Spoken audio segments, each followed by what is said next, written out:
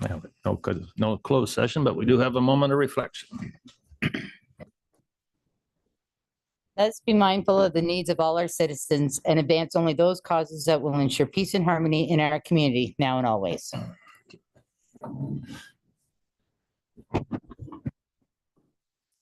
Our land acknowledgement. We'd like to begin by acknowledging the land on which we gather today is the land traditionally used by the Anishinaabe, Haudenosaunee, and the Chinootan people.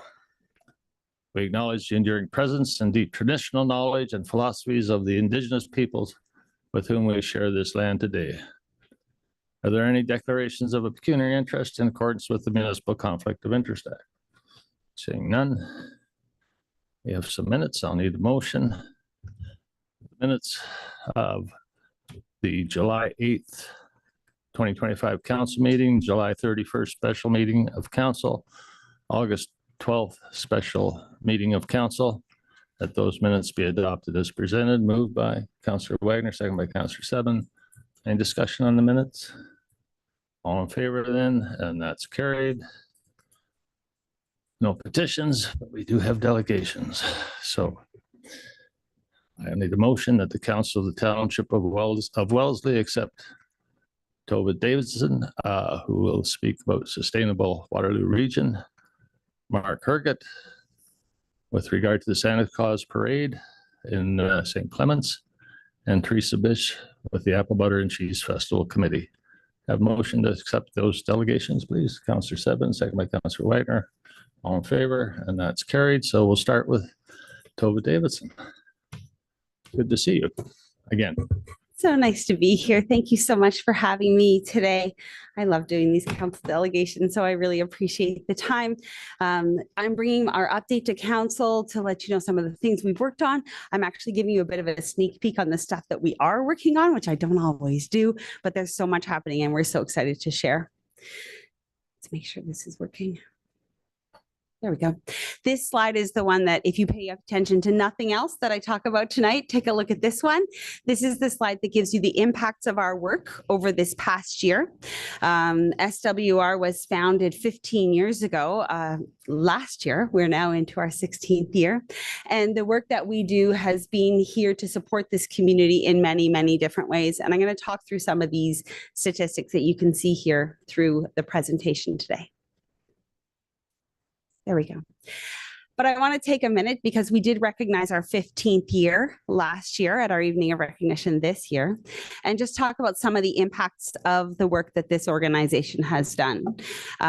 We are a self-sustained social enterprise. That means that we don't get core government funding, but we are here to serve this community and find a way to build a better, equitable, and prosperous low carbon future.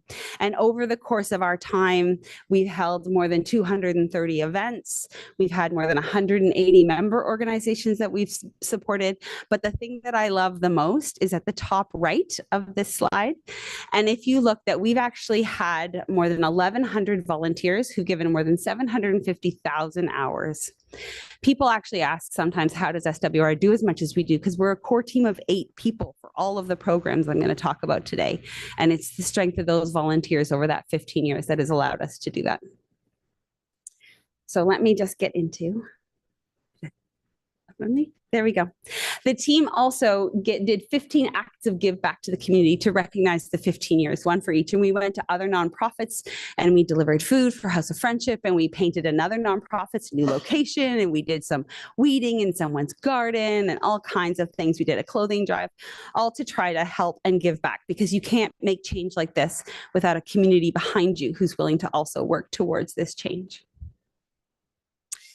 So let's get into the programs. Many of you have heard of the Evolve One building, and if the people here are listening haven't heard of the Evolve One building, I encourage you to take a look at it. It is certified as Canada's very first net positive multi-tenant office building. It generates between 123 and at 1 year, 99% of the energy used on site. The cost was only between 5 and 8% more expensive than a standard office building, but actually it has a great return on investment and has much, much lower operating costs inside. some years, no energy costs associated with the building because of it being energy positive. We're really happy that we're back over the 100% mark, with 2023 being impacted by the wildfires and the particulate matter in the air, meaning that we couldn't generate the kind of solar energy that we need to in the building.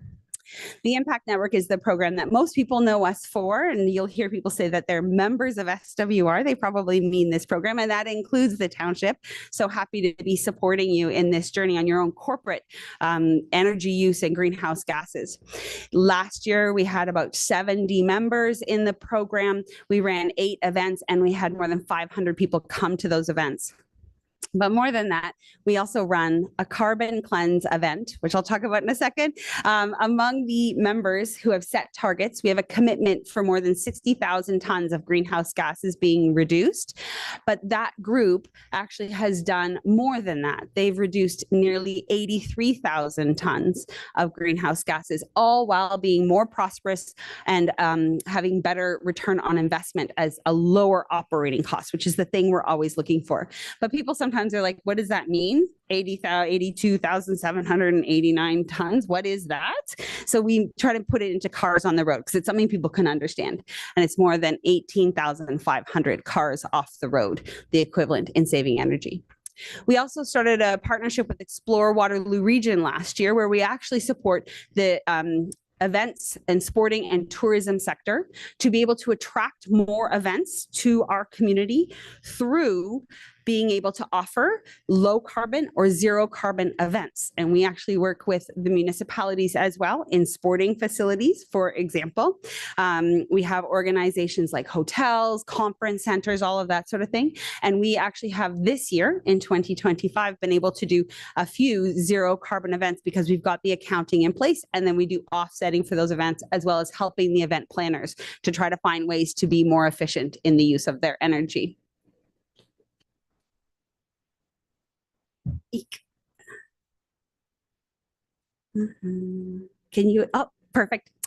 In the Climate Action WR is the program that we run in partnership with Reap Green Solutions to look at what is the carbon footprint of the entire community, every resident, every farm, every business, every road, all the vehicles, the whole thing. And then what is it we need to do as a collective, as a whole community, to get us to reduce that impact in ways that build, and this is our tagline, and the order is specific, an equitable, prosperous, resilient, low carbon community. Because our research has shown that actually you can get to equity, prosperity, and resilience through sustainability. You don't do sustainability at the expense of it.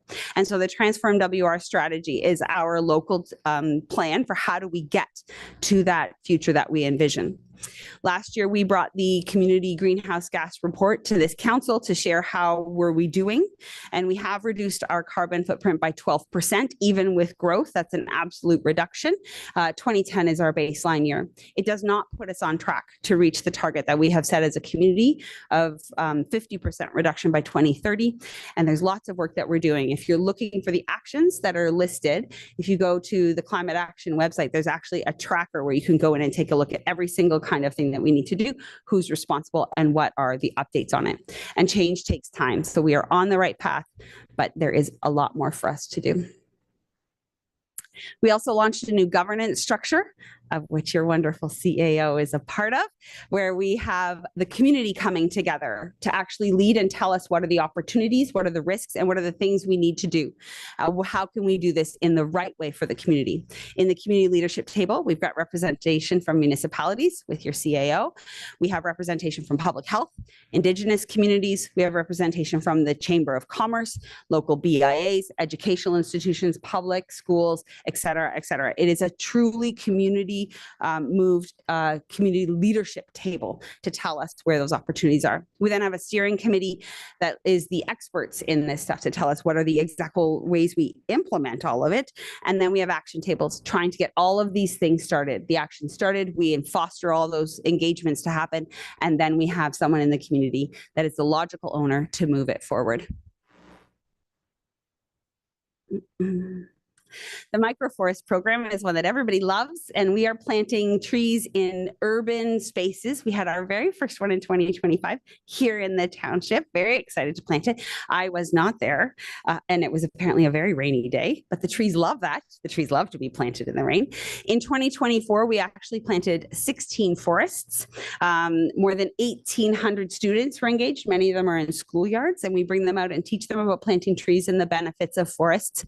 And these forests sequester about 3,600 kilograms of carbon.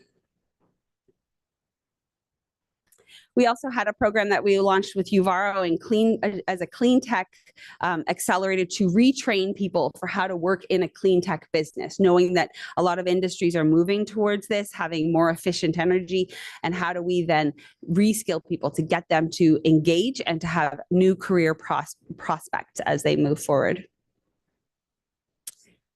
So in 2024, we have launched an organics program. So we know that there are businesses and nonprofits, multi-unit residential buildings that actually are not served by the region. And so we, in partnership with the Circular Innovation Council of Canada, have taken a pilot. We finished the pilot for them in Guelph Wellington and now have brought it to Waterloo Region, where we offer organics service. And that organics is taken to a digester to create renewable natural gas, cleaning everybody's gas pipelines, and then it becomes compost. We also have a food rescue element to it so that we take usable food and feed those who are hungry and in need. Let's see. We also launched an AI tool. The name is a little tongue-in-cheek. We couldn't come up with a name, and the developer was like, if we don't come up with a name, we're going to call it the Eco Magic Super Tool. And we thought, that's awesome. So we kept it. So the EMST is actually a tool that's available to your staff. You could go in and say, we have this building here, for example, take pictures of the building, put in your energy data. What are the things you need to do? What have you done recently? And it will actually tell you, these are the things you should consider next. You then could say, oh, we really like the idea of retrofitting windows, though you've already done it here. But let's say you wanted to retrofit windows. It could say, well, based on the building, this is the number of windows and this is how much it'll cost. And then you can ask, what's the payback period? And it will tell you that. And then you can say, how do I sell it to council and make the financial case for it? And it'll tell you that too. So encourage your staff to look at that and use it, because it is available to you as members. And we want to be able to make this change easier for people who don't know where to start. This is a way to actually start and make the process a lot simpler. We've also launched a new program called Frameworks, and this is in partnership with the Grand Valley Construction Association, and it was funded by the Government of Canada. This program actually is a way that we are bringing the leaders and thought leaders in the building and development sector to help enable them and empower them to be ready for what building code is projected to be by 2030, which is net zero. So how do we do the work to curate all of the educational opportunities, all the resources, so that they are ready to meet those needs, to be able to execute in the way that we need to? It's being led by the development industry, as I said, and we've got developers, builders, major builders in the community, engineers, architects, all telling us where the needs are, where the barriers are, and how we can best serve. So I'll end my presentation with this quote, which I love so much, and it harkens back to that first idea of all of those volunteers. We are so grateful for the help of the community, of this council, of all of our partners across this region and beyond now in the areas that we serve, because we know that together we can actually make the future better. Thanks for your time. Thank you, Tova. Thank you. Questions? We'll take some questions. No questions. It was a great presentation, and I certainly appreciate all the work that you've been doing. Your enthusiasm is infectious. I mean, it's just incredible. But we did the microforest. I was there for that. I think a few councillors were there as well for that. It was a muddy day. I think I ruined my shoes and my mitts. They were all in the garbage after that. But it was a good day, and the students, the people that were there were very enthusiastic as well. So we are giving some thought to that. We haven't touched on it yet, but maybe for next year we'll have to see what we can do. But so thank you so much. My pleasure. Thank you so much. Okay. And now we'll ask Mark Herget to come forward, please. Your Worship, honorable council members. My name is Mark Herget. I've been an active member of the St. Clement's Santa Claus Parade for 40 plus years. Kind of strange. And I humbly stand before you tonight requesting a donation from the Township of Wellesley to help assist with offsetting some of our costs to put the parade on. So if I could ask for $300, the same as we had last year, that would be great. Okay. Questions? I have a few. Oh, wait. What is the date of the parade this year? It is always the Saturday before Christmas, Okay, third Saturday in December. That's right. Can you just explain what the costs are that you're trying to offset? Well, Councillor Wagner, we used to have everything donated to us. But in an ever evolving world, we now have to buy insurance. We now have to pay for our police services to come and assist us for the day. We have to pay for our bands, and they're not doing it for $100 anymore. They want $5,000, $6,000, $7,000, $1,000 to join us on the day of the parade. The costs have gone astronomical. We have a very good base of people that do contribute, but every little bit helps to try to keep this on board. It's been ever changing for 40 years, let me tell you. Thank you. Any other questions? Did you mention that we had given a Last donation? year, the Township of Wellesley gave us $300 for $300. the parade. Yes. And we appreciate it. Can we deal with this now, council? Yeah, I can't make a motion, but if somebody will, Councillor Herget. And your motion? I'll make a motion that we donate $300 to the St. Clement's Santa Claus Parade. Okay, do we have a second there for that? Councillor Seven? Any discussion on that? All in favor? And that's carried. Thank you very much, Councilman. Thank you. Now we'll have Teresa Bish for Apple Butter and Cheese Festival. Good evening, Mayor Nowak, council and staff. Thank you for the opportunity to speak to you tonight. My name is Teresa Bish and I'm representing the Wellesley Apple Butter and Cheese Festival. On June 27th, the festival committee received an email from the Wellesley Food Cupboard asking for financial support due to a shortfall of funds over the summer. This request was brought to the ABC committee meeting on July 8th, and discussions surrounding this request ensued, followed by a vote by the members present at the meeting. The committee voted to donate $2,500 to the Wellesley Food Cupboard if approved by council. Under the terms of reference for the ABC Festival, projects are to benefit as many residents as possible within the Township of Wellesley.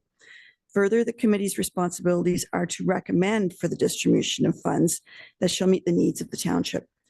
Since this donation was not included in the 2025 approved ABC budget, I am here asking council to decide if a donation should be made to the Wellesley Food Cupboard.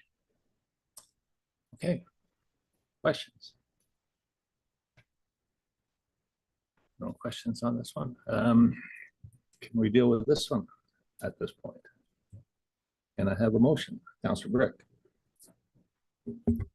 I'll make a motion that we move ahead with the donation as proposed. Have a second there for that? Councillor Wagner. Any further discussion? All in favor?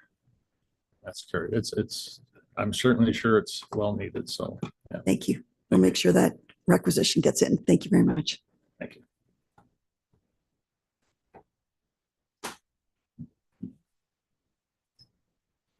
$2,500.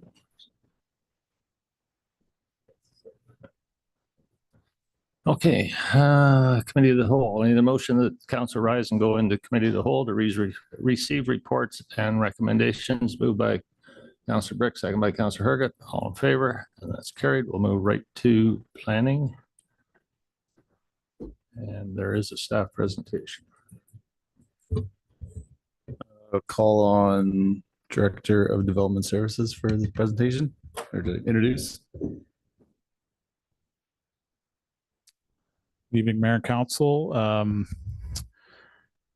much to, I know you wanted to hear from me tonight, as you normally do, but I'll be passing it off to Mr. Joe Nethery of Nethery Planning. Joe's been hired, as you may recall, earlier this year to assist us in reviewing and preparing our new official plan. And our official plan is essentially a roadmap for the township that details how, where, when development occurs. Also deals with such things as agricultural land preservation, environmental protection, sustainable communities, and so on and so forth. So tonight's the kickoff meeting, and Joe will have a very brief presentation and take any of your questions. No decisions being made tonight. It's an introduction, a kickoff. We're excited to be starting this process. It's been a long time coming after many provincial changes. And without further ado, I'll turn it over to Joe. Welcome, Joe. Good evening. Thank you. Thank you, Mr. Director, for doing about a quarter of my presentation just now. I appreciate that a ton. So good evening, Your Worship. Sorry. Good evening, Mayor Nowak and members of council. And for you. I was briefed accordingly for coming up to the microphone tonight.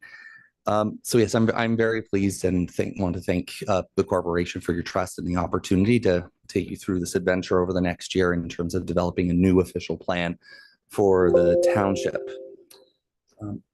I might need a little bit of next slide support. Thank you.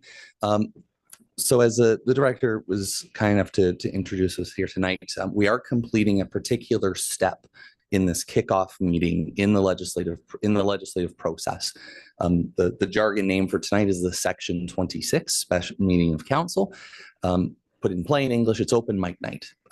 So we're here for a few reasons, and I'm going to be sharing information on the process that we're going to be undertaking, that I and my team are facilitating us getting through. We also want to learn tonight what is important to any members of the public who are here tonight, and also any preliminary feedback that we have from you as we begin the creation of this new document itself. And of course, we're here to also hear how members of the public and help people, help anybody who may be interested in this project, how it is to get involved in this process and continue on. So here, and that specific focus on that, citing Section 3B of the Planning Act, this special council meeting that is open to the public is about discussing any of the revisions that may be required, and in order to take in that information. As discussed, what the official plan itself is this clicker working in? There we go. Thank you so much. As mentioned, as you've been familiar with in your role on council for the past number of years, is that the official plan, every municipality in Ontario is required to have one. It is a long-range planning policy document. It's about setting out that future vision for growth, where it should occur, when it could occur, how it should occur. We're here to ensure that those policy tests, in order to identify and recommend projects going forward, can be met and can be satisfied, and what are those sorts of those benefits, those outcomes that we as a collective entity, you as council, are hoping to see come through in proposals, in development proposals in your public works projects as well. So your current official plan has been in place since 2015. The many rounds of provincial and regional changes is the understatement of the decade. It has been a steady stream of change, of pivoting, of adjustments that municipalities have needed to make. And we're here to help get all of that incorporated into your planning documents on a go-forward basis. We're often asked why the official plan itself is important and what it is that it's hoping to. Why did we go through this process, especially when there are so many other decision makers or factors that go into making decisions in a municipality? Well, it is very important and an expectation, if not a requirement under law, that this long-term vision is established for the township, that we have our goals and our objectives set out for what it is that we are trying to do. We're required to plan to a planning horizon of between 20 and 30 years. That's one of the changes in the many rounds of provincial reforms. So we are looking at a 30-year horizon to this document. we're going to do what we can, like on any time we touch a project like this, to see how we can help with the readability of the document, any flexibility that can be provided in order to make those good opportunities and good projects easier to make happen in the township. We want to look at those existing policies, if there are enhancements that we can provide to those. If there's new issues or new challenges or new ideas that should be considered, we can get them into the document at this time as well. And of course, this isn't just a single stop along the land use planning journey or continuum in a municipality. We would anticipate that the township would be following this work with an update or a new comprehensive zoning bylaw that implements that policy vision as well. So why is this needed? 2015, that official plan is still in grade school. Well, there have been a number, again, those number of changes, not just at the provincial level, but also in the elimination of Waterloo Region's responsibilities in land use planning. I'm coming to you with a long history in Halton Region, another place that lost its upper tier planning responsibilities. That puts new pressures and new responsibilities on the corporation of the Township of Wellesley to be making some of these decisions around growth management, around development going forward. The region is still there, as I'm sure staff have explained previously, to help out how they can. But this is a document that's being prepared, driven, and owned by the township. It still requires approval. It will go to the province in their London office. So there still remains that additional check that needs to happen. So that being said, right now the township has two official plans. Your current township one, and you are now the owners of the Waterloo Region official plan.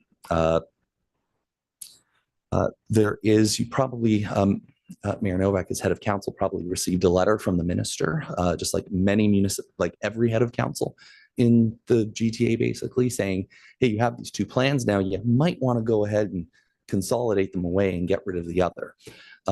So we are looking to deliver one official plan at the end of this process. And some anxieties that we are hearing early and ongoing is that means the region's official plan is going away. Not necessarily.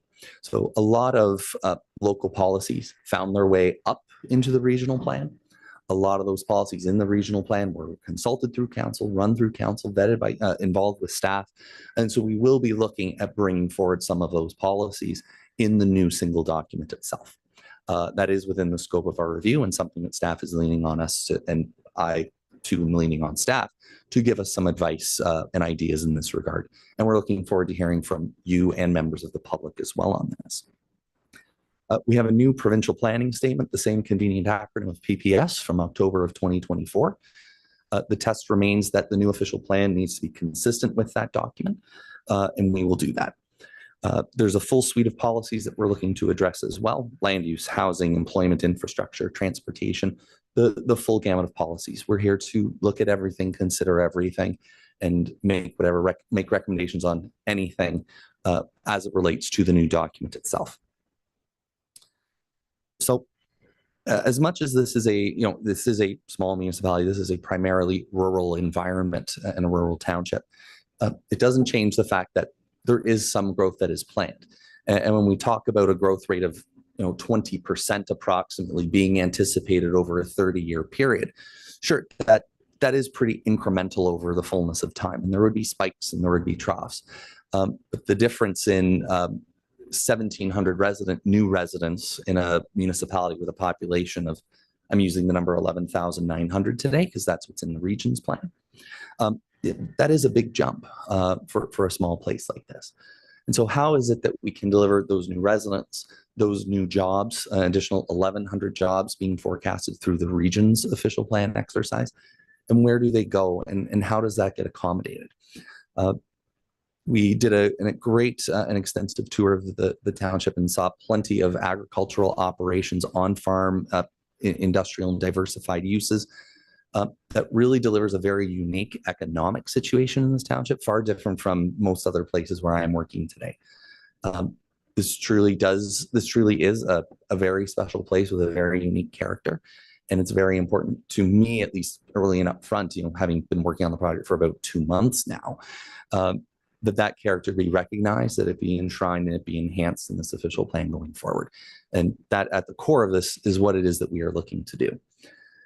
One other statistic that we want to point out of a median age of 35.2, that's generally a lot more youthful than Waterloo Region, than Ontario, than Canada as a whole.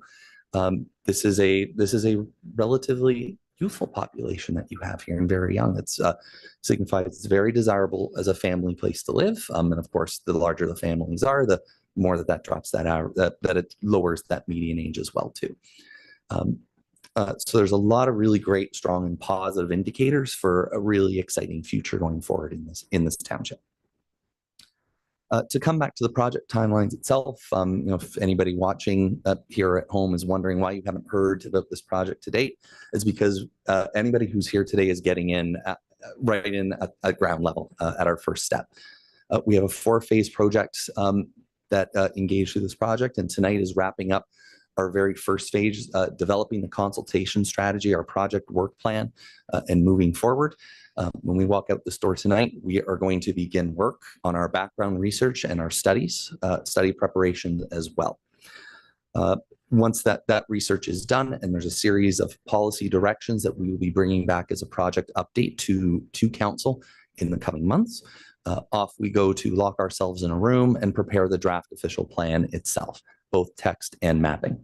And we'll be back out with another comprehensive round of engagement throughout the snowy season and into the spring to finalize, hopefully bring this forward for your final adoption in late spring of 2026.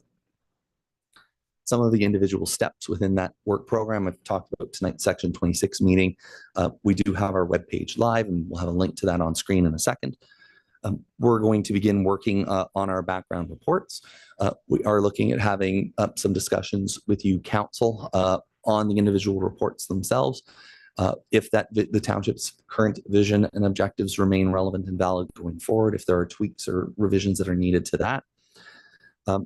With comprehensive stakeholder key audience and community engagement, both on those reports and on the draft plan itself. The individual background studies themselves, we're preparing 6 as requested by staff. This includes a residential study, a commercial land study, and an employment land study as well, to identify your current supply, your current inventory of lands, and based on those projections, are we looking at, is there enough, or do we need some more? On the understanding that staff have already received a number of requests for consideration to go from rural to urban. My jargon term is adding them into a settlement area boundary. And how do we handle some of those? Some of the larger consolidated areas are prime for a secondary plan, being just a really focused land needs study on what would go there. We are going to be looking at some of those key criteria and policies that would go about into setting up that particular detailed development vision on those now urban or settlement area lands. We'll be looking at those individual requests that have also come in as well, completely through the lens of how those additional studies are developed and what recommendations come out of those. And of course, my favorite, the remaining land use planning policy review, that'll be the one that has some significant heft and length to it. So if you love reading, I will encourage you to get excited about that particular study. And to be clear, on the engagement plan itself, we are being guided through a comprehensive engagement strategy that we have worked on with staff. We're proposing a number of engagement events as well. If you were at the fall fair this weekend, you would have seen our team out with staff getting some initial feedback on this project as well. And the findings and the words that came out of that work will find its way into a future report back to council, so everybody can see their words enshrined within the record itself. We opened up some conversation slots for one-on-one members of the public who are interested at this early stage. We'll be doing the usual gamut of consultation with agencies, seeking out particular key audience groups of areas of interest or business or economic groups within the township to have those conversations as well. Engagement with your Indigenous communities who hold rights there. We have made some of those original reach outs at this time. And in addition to the usual round of generic statutory stuff, which involves an awful lot of me and my team standing at a podium and sharing information through the microphone. That is basically the gist of the project, some of our major deliverables, some of our key content. If people are looking for more information on this project, we are live on the Engage Wellesley page. We will be posting our study progress and documentation there throughout. The easiest way to be involved and informed on the study is to subscribe to the webpage updates through that platform itself. We'll be communicating through that, centralizing that information. As updates come out, as information comes available, the township can guarantee and count on us to ensure that it is being posted there. The township was also kind enough to set up a dedicated email address official plan review at wellesley.ca. So if people are looking to make those written comments and provide those particular submissions, we have that dedicated one window in to make it as easy and simple as possible. And with that, Mayor Nowak, I hope I did my best to keep it short as promised by the director. I'm happy to answer any questions you might have. Questions? Councillor? Oh, no, no questions. Any questions? Okay. Your first statement, this meeting tonight is, what was it called? There was your first step. And this is the Section 26 special 26. meeting of council to receive any public input that comes following my talk here. But, we added into the record, and we're going to be sure to consider it through this process. Okay, but this I'm sorry, just a little cut off guard with this because I didn't realize that this was actually a public meeting for public input. Okay. Mayor Nowak, I can confirm that the township has met its statutory obligations. We provided notice in, I'll have to be coached on which newspaper it was in, but we met the 30-day minimum notice requirement for the publication of that study, of that advertisement, sorry, in the paper of record. There is no, you're used to probably giving a particular speech about any person or public body participating. That is not a legislative requirement for this meeting. So we're in the clear from a legal perspective, although I'm not a lawyer and I can't give you legal advice. Okay. The moral of the story is if people are here tonight and they have something to say, we're here. My colleague Emily Stanley in the back corner, we're taking our notes diligently to make sure to get back into the study. And if somebody wasn't aware of this meeting tonight, we have another 9 months or so on this project where we're going to continue trying to reach out, find those people and engage. And we of course welcome anybody's help to help us spread that message further along as well. Okay. I hope that helps boost some confidence. It does. I'm still a little bit confused on which direction to take. Tim is going to say a few words. Sure. The Section 26 meeting, the only real requirement, yes, it's a public meeting where people can, we advertise it and people can come and say, add something to the discussion. They can say what they wanted to say. We took it a step further. We did do the statutory in the newspaper, all this that's required under the Planning Act. We also put a 1 page in every tax bill. So every single tax bill got notice of this meeting in our last tax bill. And so if people happen to miss it, then they might also miss their tax due date. It was we just wanted to make double sure that everybody knew that we're starting the official plan review. Yeah. So I'm just, if I understand it correctly, then I think if anybody wanted to speak tonight, I'm not trying to hold people back from speaking, but they should have registered as a delegation. I think if it's a public meeting, I don't think they necessarily do. I don't know if that. No, I'm going to ask her. It's more of a clerk question, maybe. Yeah, I think it might be a clerk question, but in my opinion, yeah, as a public meeting, you don't have to register as a delegation. You just have a shorter time to speak, which I believe is 5 minutes. Okay. Please. 5 minutes. Okay. I just want clarity on that, and I can open it up to the residents if anybody would like to say a few words or have a question to our consultant. Now's the time to do it. There will be more opportunities going forward. So absolutely. Going once? I thought so.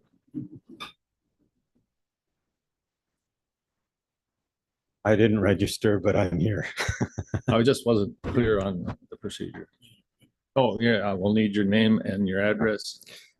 My name is Neil Lackey. We live at 1072 Queensbush Road in Wellesley. And we heard a very good presentation about sustainable Waterloo. And we've also heard about high development standards. And in this forum and with staff present, so in other forums. So I'm wondering how we can work that into the official plan. To say that basically we are going to, as a township, do our best to implement high development standards, which would apply to any new developments, and that that high development standard would go along with Sustainable Waterloo Region's presentation tonight to say minimize greenhouse gas emissions in any new development. Can we get that into the official plan, or when it goes to London, will that be taken out? Okay. Can we respond? I can through Mayor Nowak. So the standard stock answer, of course, we're here. Of course, feedback received. We are going to take that in and consider what it is that we can do.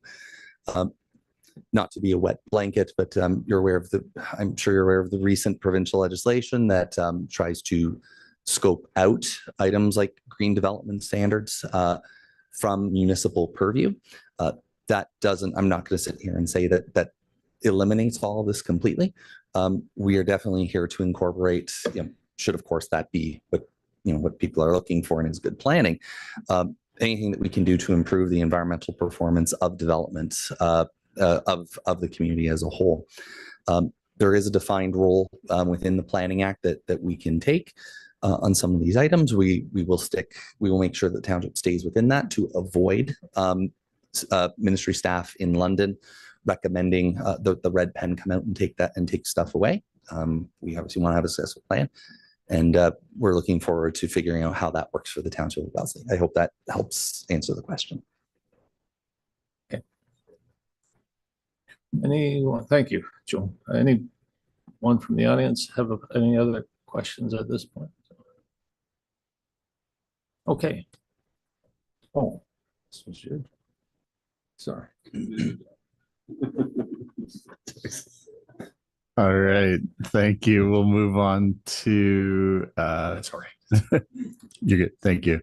We'll move on to P&D 13/2025. So the proposed altercation to a designated property under the Ontario Heritage Act at 1215 Queensbush Road, Wellesley. The recommendation is that the request made under Section 33 of the Ontario Heritage Act to alter a designated heritage property at 1215 Queensbush Road in accordance with the details described in this report be approved. May I have a mover? Councillor Herget, seconder. Councillor Seven. Staff have anything more to bring on this? No, I don't think we do. I think it's all explained in the report quite well. Thank you. Any discussion? Call the question. All those in favor? It's carried unanimous.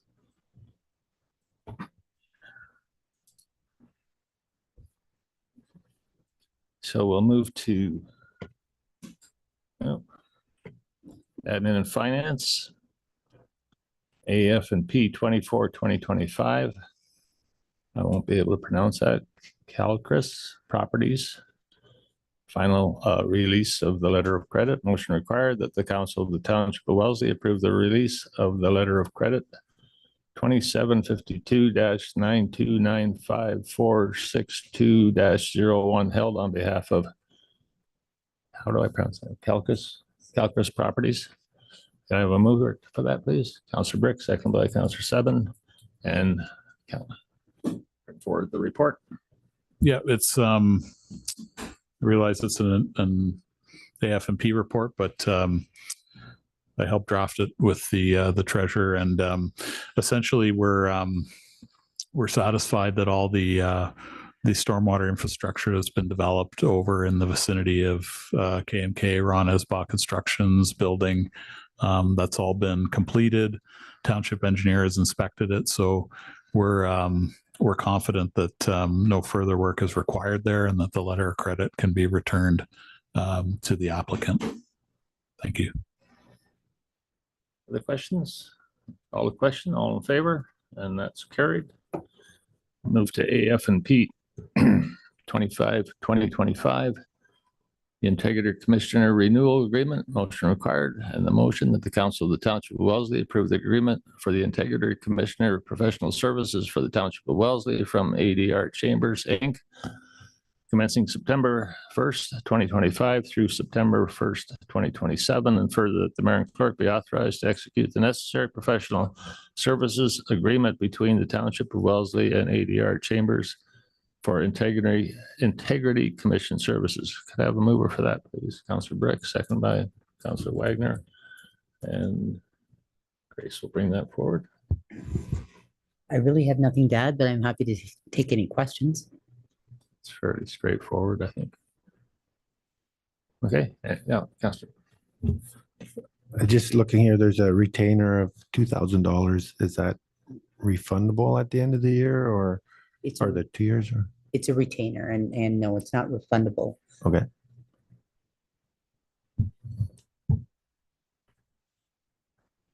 Any other questions? All in favor? And that's carried as well. Are there any service board reports? Councilor Wagner? Not that I'm aware of. Has anybody? No, okay. I do have just an event for Hawksville that I would like to mention. Let's bring that up now or under new business. Or It's under the service board, right? oh, okay. Yeah, Yep. they're just doing a Hawksville community barbecue and corn roast on this Thursday.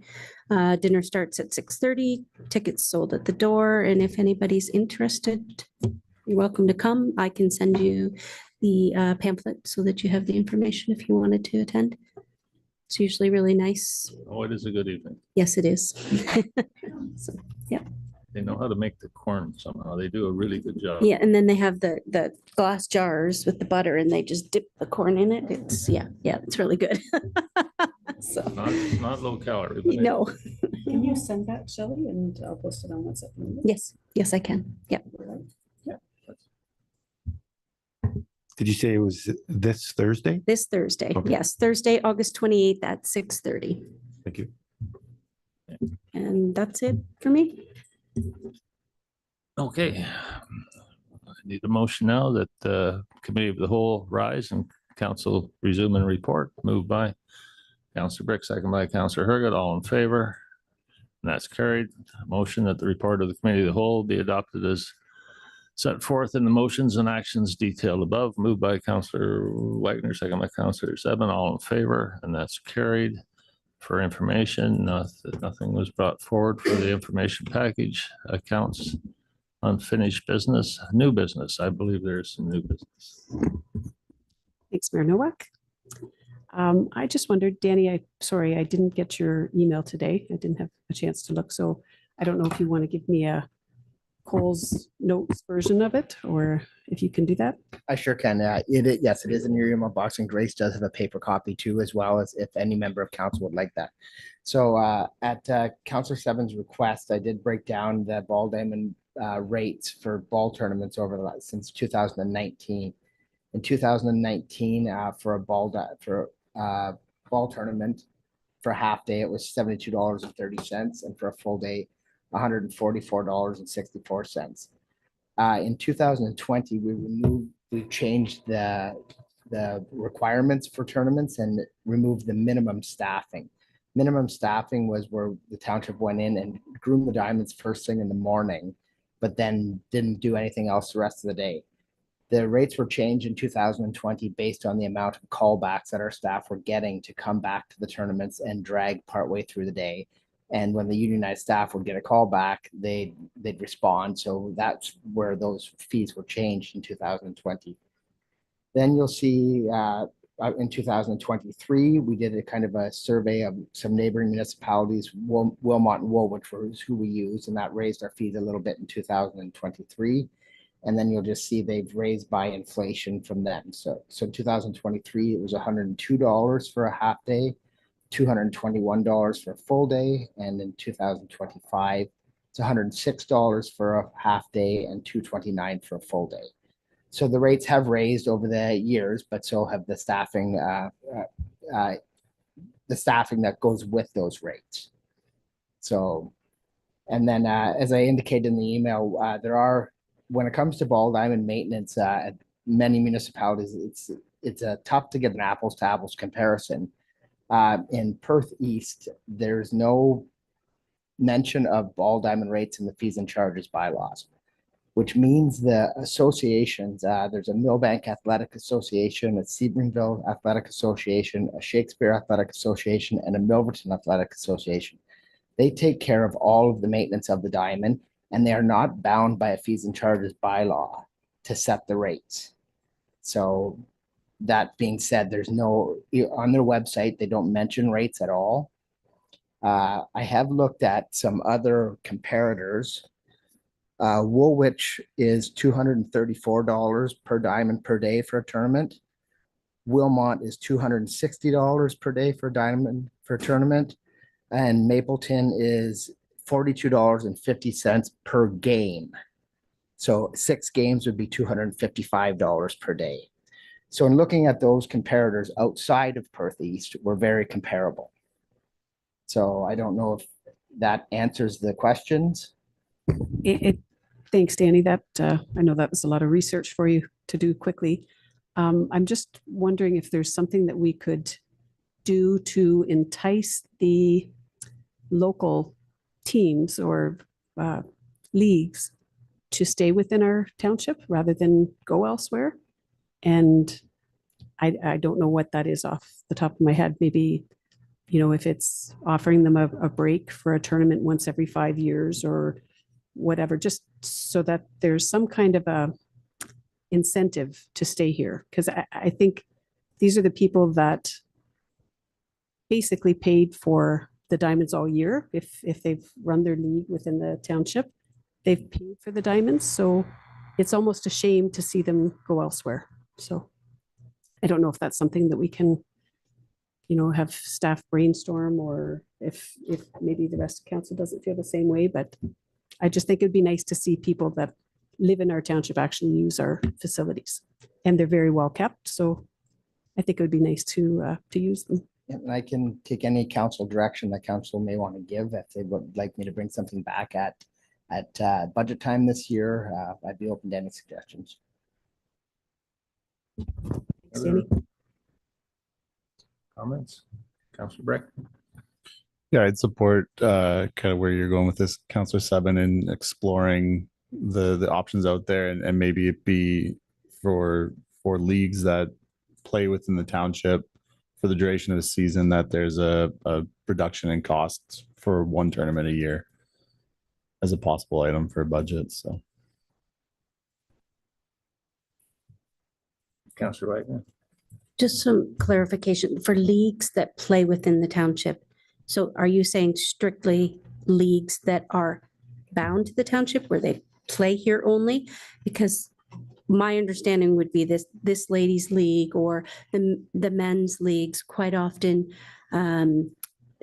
would not just be township teams, right? They would be our township team, but they play a team from Milverton, they play a team from Millbank, Stratford, that type of thing. So maybe I think we should have some clarification around what our expectation is that way. And I do believe it's the one that came forward, the one that I mentioned to Danny too, because I saw something on Facebook. It's a women's league, but it's not just from Wellesley Township. They rented the Wellesley Township team rented the diamond in Millbank, but they also play teams from other townships. So yeah, to clarify. Yeah. There are 3 teams in that league that are from the township. So there's a St. Clements, a Linwood, and a Wellesley. So there's a lot of bookings for the diamonds from that league. So I don't know if that changes things or sways anybody, but do they play other teams, or just those 3 teams play each other? No, sorry, they play other teams. They do, okay. But they Yeah. have all of their home games are within the township. So that's 3 teams playing pretty much once a week at least at home. So I think that's quite a Yeah, few bookings. that is. Yep. Any other thoughts? I was just going to say maybe we could take the feedback from council tonight. Danny can do a little bit of thinking about this and we can talk about it and bring something back when the fees and charges bylaw comes in December, typically. And then we can have a look at it at that time. It won't change anything for this year's rates anymore. The season's almost over, but for next year it would be impactful. And I'm just going to add a couple thoughts I had with this. You know, I'm constantly getting really significantly good feedback from the residents of the township with regard to the way our fields, our ball diamonds are maintained. And I don't know. So, you know, to try and compare apples to apples, I think is a little bit misleading on this. Insurance is another issue too. Our fee includes all the insurance, and I don't think the other fees do include insurance. And if I'm not mistaken, and just in a brief discussion I had with Danny, the extra cost over a 2-day period is about $200, roughly $100 a day, from what they would have paid in Milverton. Is it Milverton? Yeah. So maybe you can elaborate on that, Danny. Sure, thanks, Mayor Nowak. Yeah, when I did the comparison, it was about $215 on the ball diamond and beer garden rental alone. The insurance piece was included in the Township of Wellesley's contract, and I have confirmed with Perth East, the manager in Perth East, that insurance was paid by the team for this tournament, and the beer garden insurance was paid, but that was not on the $700 contract that the athletic association charged the ball team. So that would have been an additional fee that wasn't included in that 700. Just to clarify that, what I understood was that the ball diamonds themselves cost 400, and then it was an additional approximately 300 for the extra fee. So it was a $700 total. At least that's what I was told. So thanks for clarifying that. And that's one I haven't been able to verify the 700 in speaking with Perth East staff. Thanks for the clarification of that. Yep.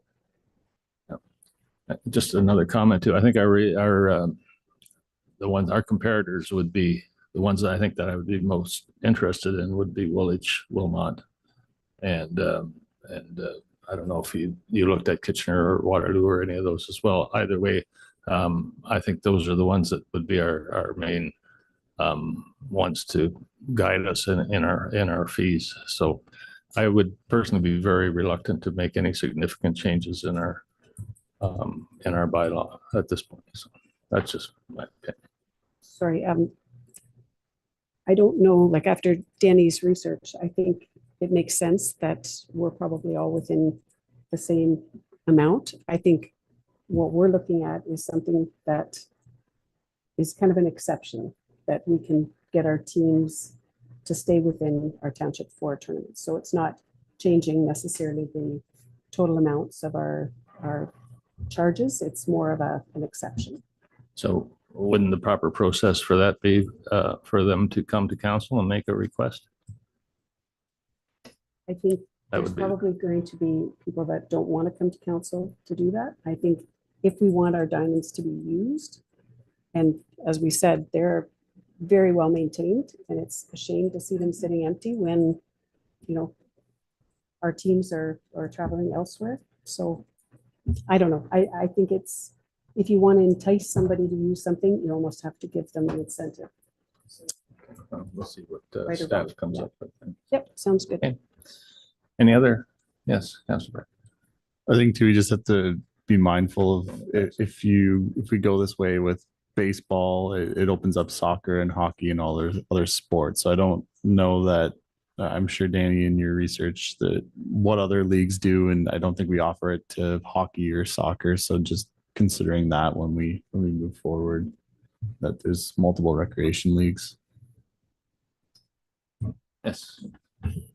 correct me if I'm wrong, Danny, did we not give an exception to the Apple Jacks rental of the Blue Line Club or the bar area last year? The Apple Jacks through an agreement with the township at a negotiated fee for the Blue Line room and their dressing room. Okay. Discussion ended for now. Okay, great. CEO, we have a CEO report update. Thanks, Mayor Nowak. Just a couple of quick things. Council has heard about the region's rural transit strategy. There was a joint delegation of the 4 townships and the region at AMO last week, and Mayor Nowak did attend that. And from what I'm told, the information was well received by the ministry, and it's looking promising that there could be some funding come from the provincial government for that 5-year pilot program. Secondly, the township's first outdoor movie night is happening on September 5th. That'll be at the rec complex. Free event, and it will also be the disc golf course grand opening that night.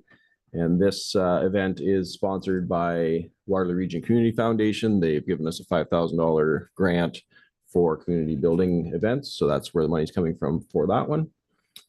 And lastly, we continue to work on the EA process for the Conestoga River Bridge on the G2G trail. That is the region doing that. I sit on the advisory committee for that project, and work does continue, and there's expected to be public consultation in October of this year for that project. Happy to answer any questions. What kind of input are they looking for? Like, you're talking about the bridge, or? Yeah, so it is for the bridge project, and for the EA process, that's the environmental compliance. The consultants need to present various options that could be considered for there, and then it's gathering feedback from residents and interested parties of, if they have any pros or cons towards those various options, and then go towards the preferred option.